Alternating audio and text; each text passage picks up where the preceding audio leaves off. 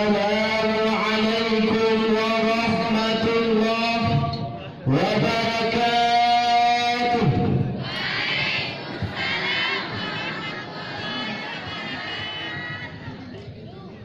الحمد لله الذي جعلنا والدين إحسانا، والصلاة والسلام على رسول الله سيدنا محمد وعلى آله وأصحابه ومن والاه ومن تبعهم بإحسان إلى يوم القيامة. فقال تعالى في القرآن الكريم: أعوذ بالله من الشيطان الرجيم، بسم الله الرحمن الرحيم. يا أيها الذين آمنوا قوا أنفسكم وأهليكم نارا. وقال النبي صلى الله عليه وسلم في الحديث: بسم الله الرحمن الرحيم، كل مولود يولد على الفطرة الإسلام إلا أن أبواه يهودانه وينصرانه ويمجسانه. صدق الله العظيم. Rasa kagum kami terutama sekali kepada ahli beserta keluarga yang kita doakan selalu kepada Allah agar Allah memberikan kesembuhan kepada beliau. Amin, amin ya rabbal alamin. Diiringi pula rasa taklim kepada walidi beserta keluarga dan mencakupi semua rasa taklim kepada seluruh dewan guru, dan diakhiri dengan kata-kata penghormatan kepada seluruh santri-santri, wabil khusus kepada seluruh hadirin sidang pendengar yang dirahmati Allah. Ma'asyarul kaum muslimin, Dewan Hakim yang kami muliakan, abad ke-21 di muka bumi adalah abad talbis. Hadirin tahu talbis? Talbis adalah strategi global di mana iblis berkostum dan bermakeup wajah seperti malaikat. Adam dan Hawa diperdaya, neraka diperpadalkan sebagai surga, pahlawan dituduh pengkhianat, pengkhianat melantik diri sebagai pahlawan, pencuri harta negara digantikan dengan perampok, topeng yang lama digantikan dengan topeng yang baru, petuah indatu hanya syair dalam irama. Negeri syariat dulunya panutan, sekarang peradaban jauh lebih berbeda. Orang tua berlagak lajang, tidak sadar rumah sudah bertangga. Nafkah dan hak serta kewajiban untuk anak enjoy aja. Anak larut dalam kemurkaan karena kelalaian orang tuanya. Oleh karena itu, pada kesempatan yang sangat mulia ini, tergugah hati sang maha santri ingin menyampaikan satu syarahan singkat yang bertajuk rusaknya moral generasi karena kelalaian orang tuanya. Ma'asyarul kaum muslimin, Dewan Hakim yang kami muliakan, orang tua adalah guru bagi anak-anaknya. Guru dengan diamnya, guru dengan perbedaannya, dan guru dengan perbuatannya. Tugas guru mengajari apa yang dibutuhkan oleh anak. Pandainya seorang anak tergantung orang tuanya. Baiknya seorang anak di lingkungan berpengaruh dari ruang lingkup dalam keluarganya. Dalam kitab Ta'alimul Muta'alim halaman 16 terdapat satu hadis sahih yang diriwayatkan oleh Imam Bukhari, Imam Muslim dan Imam Ahmad. Bismillahirrahmanirrahim. Kullu mawludin yuladu 'ala al-fitratil Islam illa anna abwahu yuhawwidani wa yunassirani wa yumajjisani. Setiap anak yang dilahirkan adalah suci dan Islam. Orang tuanya lah yang menyahudikannya, menasranikannya dan memajusikannya. Peran orang tua sangat menentukan hasil baik buruknya anak. Rasul pernah berpesan dalam satu hadis yang diriwayatkan oleh Imam Tirmidzi. Bismillahirrahmanirrahim. Ma nahana al-waladu waliduhu afdalun min adabil hasan. Tidak ada yang lebih baik bagi orang tua memberikan kepada anak-anaknya melainkan kebagusan budi pekerti. Putar sejarah Sayyidina Ali bin Abi Thalib.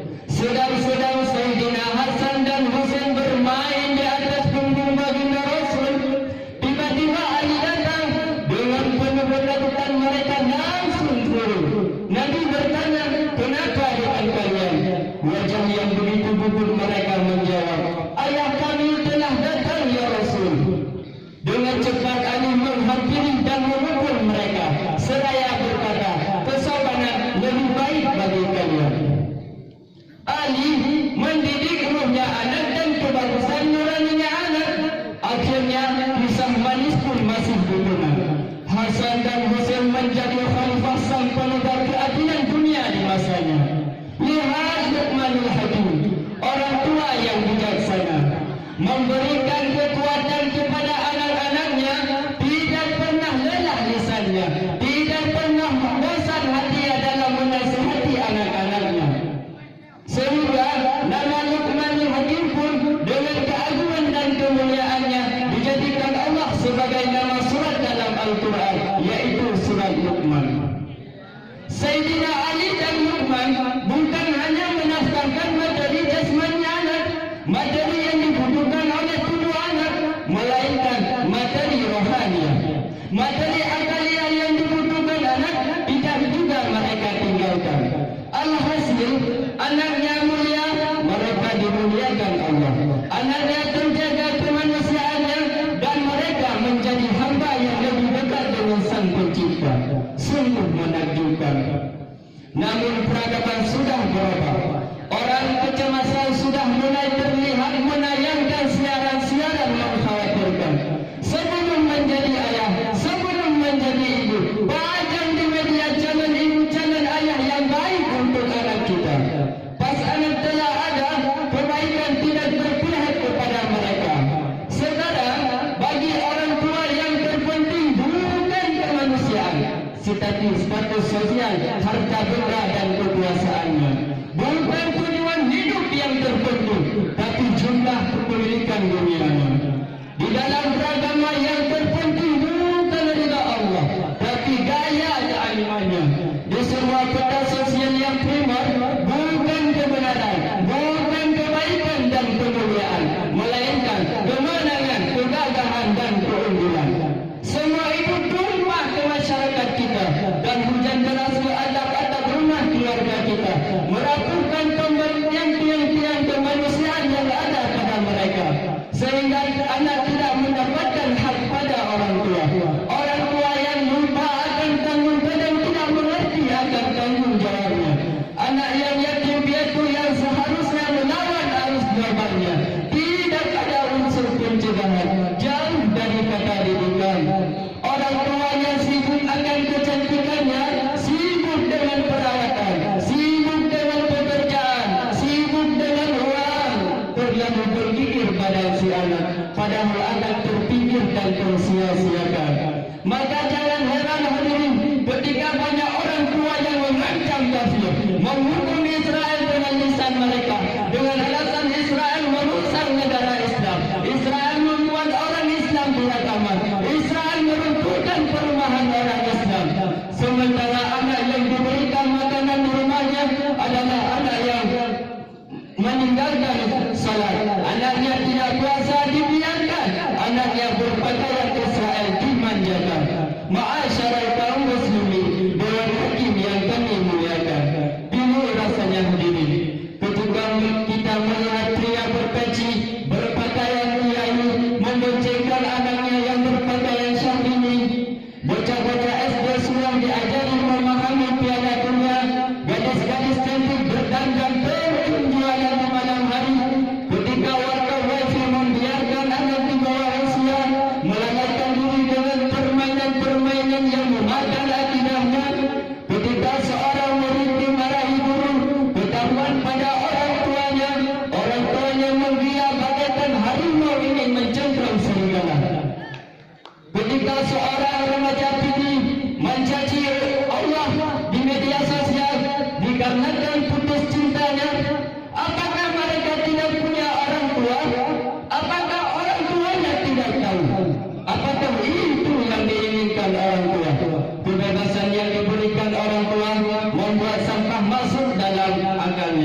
alam pikirannya dikuasai paham liberalisme, hatinya dipenuhi oleh lumpur-lumpur kejahilan yang membuat sialat turun kualitasnya dari hamba Allah, yang semakin lama semakin condong kepada level para binatang. Orang tua yang telah membuat anak kehilangan nuraninya. Baru sedikit besar, orang tua sudah memikirkan anak punya ijazah. Ketika mulai remaja, mereka sudah memindahkan universitas yang bagus supaya prestasinya bernilai di kancah dunia. Sementara ilmu agama sangat dangkal dalam diri anak-anaknya. Sementara hukum syariat hanya dijadikan jalan pintas ketika tidak berkesempatan untuk berbuat maksiat. Etika seorang anak hanya bisa melakukan yang berdasi, memuliakan para pejabat, menyerang berjumpa dengan para alim ulama, terpada-pada ingin berbuat apa? Betul hadirin. Ma'asyarakat kaum muslimin, Dewan Hakim yang kami muliakan. Kesimpulan, baik buruknya anak tergantung orang tuanya. Rusaknya moral dan etika anak karena kelalaian orang tuanya. Oleh karena itu, mari kita jaga mereka, mari kita rawat mereka, dan mari kita rangkul mereka, supaya anak yang kita lahirkan menjadi anak yang taat kepada agama, anak yang patuh kepada Allah Subhanahu wa Ta'ala. Allah berpesan kepada kita dalam Al-Quran surat At-Tahrim potongan ayat yang ke-6. Bismillahirrahmanirrahim. Ya ayyuhalladzina amanu qu anfusakum wa ahlikum nara. Wahai orang-orang yang beriman, jagalah diri kamu dan keluargamu dari siksaan api neraka. Oleh karena itu, mari kita